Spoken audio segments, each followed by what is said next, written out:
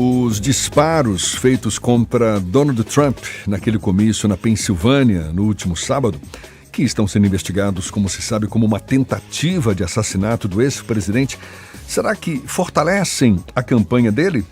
É bom lembrar que o ex-presidente do Brasil, Jair Bolsonaro, também sofreu um atentado próximo às eleições de 2018 e se deu bem nas urnas depois. Bom, quem está conosco para fazer a análise é o nosso analista político, também comentarista Pedro Menezes. Prazer recebê-lo, Pedro. Bom dia. Prazer, Jefferson. Muito bom falar com você mais uma vez, com o Ernesto, com o Paulinho e com toda a nossa audiência aí do Céu Bahia. É uma pergunta que já foi feita inúmeras vezes, tão logo o atentado contra Trump foi desferido, mas a gente tem que tocar nesse ponto, não é? Acredita-se que, por mais paradoxal que seja, mas o impacto desse atentado contra o Trump, você acha que vai fortalecer a campanha dele, aumentar a simpatia dos eleitores, assim como ocorreu com Jair Bolsonaro em 2018? Hoje, mais cedo, a gente estava vendo aqui simpatizantes de Trump colocando curativos na orelha para se solidarizar com Trump. Dá para se imaginar que muita gente vai revelar uma simpatia a mais pelo Trump depois dessa história toda, Pedro? Eu acho que nesse tipo de cenário, como você bem colocou, uma das principais mudanças é essa certa facilidade para sair do armário enquanto apoiador de Donald Trump.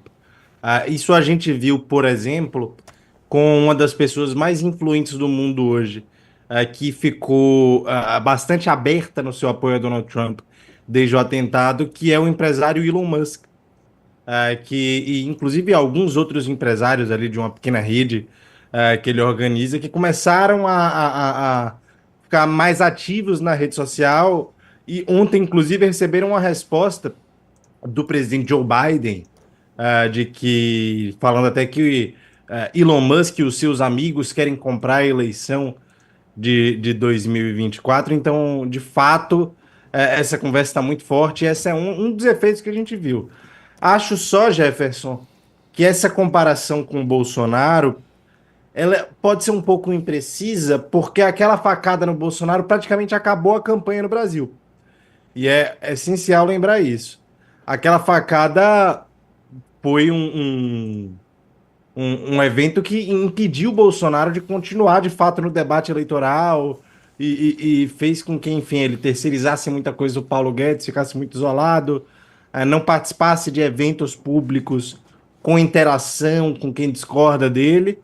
Facilitou muito a vida do Bolsonaro naquela eleição, dado até, enfim, o histórico dele, de nunca ter disputado um cargo pro executivo.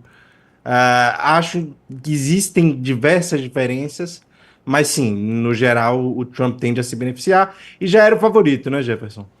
Já era o favorito. Agora, a retórica de Trump frequentemente envolve referências à violência, teorias da conspiração também. Como é que você avalia o impacto dessa retórica no cenário político norte-americano, na polarização? Lá é muito evidente também essa polarização e no aumento da violência nos Estados Unidos, Pedro. Opa, peraí, perdemos o sinal, o teu áudio, cadê você, Pedro? Consegue nos ouvir? Tá falando Pronto, agora sim. Consegui reativar o áudio. Mas, bom, lá a gente tem um cenário de polarização muito forte, muito parecido com o brasileiro, eu diria até que cada vez mais parecido.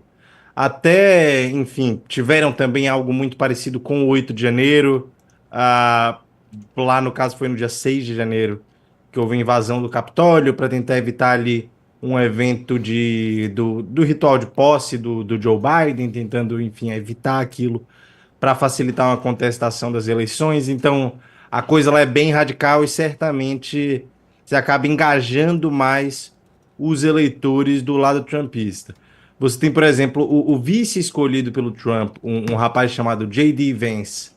Ele, assim que teve o atentado, ele começou a culpar Joe Biden e os democratas pelo atentado, porque ele disse que quem chama Trump de autoritário ou fascista deve ser responsabilizado pelo que aconteceu no último fim de semana. Então, acho que a gente não precisa nem entrar na escala da conspiração o serviço secreto ajudou ou não ajudou.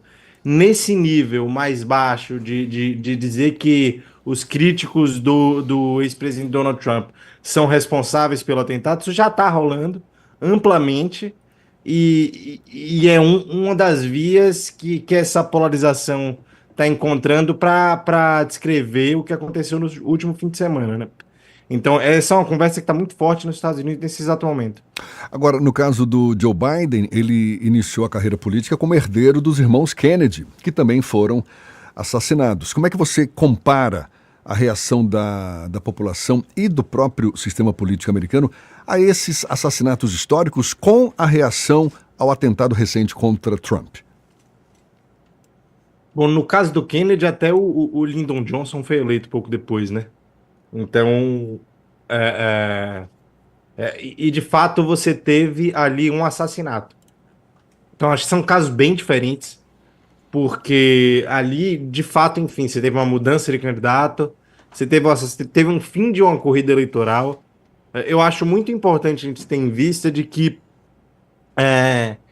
esse atentado ele não se concretizou, inclusive em sua gravidade. Assim, o Trump não está ferido, o Trump não está impedido de tocar a campanha. Então, acho que o impacto acaba sendo muito diferente. Nesse primeiro momento, tá todo mundo muito assustado, todo mundo olha para o que aconteceu e fala, pô, a gente não esperava e tal. Essa comparação faz mais sentido, porque susto tá próximo da gente. Mas isso não significa que daqui a 6 meses esse evento vai ser tão presente quanto foi 6 meses depois da morte do John Kennedy. Porque 6 meses depois da morte do John Kennedy não tinha John Kennedy. 6 meses depois do atentado contra Trump, vai ter Trump aí disputando a eleição e fazendo campanha. Então, acredito que esse impacto vai se dissipando com o tempo e a gente vai colocando cada coisa no seu lugar. Pedro, bom dia. Você Bom estava dia, fazendo as comparações aí com o 8 de janeiro, o 6 de janeiro, as reações aí dos derrotados agora tem uma dinâmica de campanha muito diferente da gente aqui, inclusive pode acontecer, porque já aconteceu nos Estados Unidos, do mais votado não vencer a eleição, quer dizer, daquele que tem mais votos populares não ter Perfeito. mais votos no colégio eleitoral. O sistema americano é bem diferente do nosso. Eu queria falar desse assunto até, Ernesto. Queria muito falar. Existe uma questão que se chama viés do colégio eleitoral. Eu escrevi sobre isso num texto recente do À Tarde. Esses jargões as pessoas ouvem e já ficam achando que são super complicados, que tem alguma coisa super complicada por aí. Viés do colégio eleitoral é uma coisa simples, quanto você tem pela configuração do colégio eleitoral, que é aquele colégio formado por delegados, que é quem de fato elege o presidente americano, quantos por cento do voto popular cada candidato precisa ter para ganhar no colégio eleitoral. Quer dizer, o Trump, pela configuração eleitoral dos Estados Unidos, ele não precisa ter mais de 50% do voto popular para ganhar no colégio eleitoral. Ou seja, ele tem um viés do colégio eleitoral a favor dele. O colégio eleitoral é mais trumpista do que a população em geral. Então, o que é que esse viés do colégio eleitoral faz? Ele faz com que o Trump ele tenha facilidade de vencer a eleição mesmo perdendo no voto popular. Vale lembrar que o Trump ganhou uma eleição já perdendo no voto popular em 2016.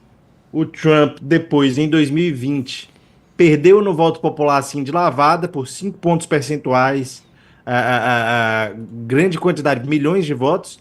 Só que em 2020, se ele virasse 200 mil desses milhões de votos que ele perdeu, ele conseguiria ser eleito. Justamente porque ele só precisava daqueles votos que iam virar votos de delegados do colégio eleitoral e, a partir disso, iam gerar uma vantagem para ele final. Quer dizer, ele não precisa virar todos os milhões de votos que ele tinha atrás de Joe Biden na última eleição se ele quisesse virar no colégio eleitoral para cima de Joe Biden. Então, tá mais ou menos claro isso? Sim, sim. Trump tem essa vantagem. Agora, você acha que tem alguma alternativa para os democratas ou só mesmo a troca de candidato? A alternativa é vencer no voto popular, com 3, 4 pontos percentuais de vantagem para conseguir levar isso e se transformar em vantagem no colégio eleitoral. Isso hoje com o Joe Biden é muito difícil. A população, você tem hoje, por exemplo, 72% da população acredita que ele é velho demais para continuar no governo do país. Então vai ser muito mais difícil você, com a configuração dessas, tirar o Trump da liderança no voto popular. Se o Trump for líder no voto popular, como eu disse, ele já tem esse viés do colégio eleitoral. Então ele pode até ser eleito perdendo no voto popular. Se ele continuar liderando o voto popular, aí que a eleição dele é barbada. Então, realmente é muito difícil imaginar essa virada com Biden como candidato, né? É muito difícil. Campanha é o que eu sempre falo aqui. Tudo é possível. Uma boa administração de campanha pode conseguir coisas incríveis. Agora, é muito difícil imaginar como é que o Joe Biden vai virar isso. E é por isso que tem tanta pressão. Quando a gente olha os números, eles mostram muito claro que outros candidatos seriam fortes. Tem até uma coisa muito interessante, são uns modelinhos que o pessoal roda para tentar prever a eleição, que ele tem o polls only, quer dizer, você olha só as pesquisas, polls é pesquisa em inglês, e você tem o que você tira as pesquisas, né? Tem uns modelos de previsão eleitoral que você olha o quê? Qual a popularidade do presidente no ano da eleição? Qual é o crescimento da economia nesse ano eleitoral? Você olha esses fatores estruturais que não estão tão ligados ao cenário eleitoral e todos favorecem o Biden. Quer dizer, se você tivesse outro candidato, talvez, defendendo esse legado do governo atual e com as condições atuais de popularidade, etc., de temperatura e pressão do ambiente político, com tudo isso, você tinha ali um cenário que favorecia os democratas. Agora, essa figura do Biden é muito difícil de se vender. E eu até, para lembrar e só finalizar, meu amigo Andrei Roman, da Atlas Intel, ele sempre falava para mim, desde lá atrás, Pedro, o Biden vai desistir e a Michelle Obama vai virar candidata. Ele falando isso para mim em 21, 22. Ele não falava vai virar candidata, mas eu acho que a Michelle Obama, ele dizia que era candidata que venceria. E outro dia eu fui falar com ele, ele falou, tá se cumprindo, ninguém me escuta, mas tá se cumprindo. Era uma previsão assim que parecia completamente insensata quando ele falou isso na época, mas hoje parece muito sensato. Assim, talvez se a Michelle Obama entrar na disputa, a coisa muda um pouco. Ou a Kamala Harris, né? Que é a atual Ou a Kamala vice, Harris. exatamente, que está sendo aí também cotada para substituir o Biden e aí sim, quem sabe, tem mais chances de derrotar o Trump. Pedro, sempre um prazer tê-lo aqui conosco. Muito obrigado. Abraço para você, até a próxima. Eu agradeço, Jefferson. Até a próxima. 8h45 agora.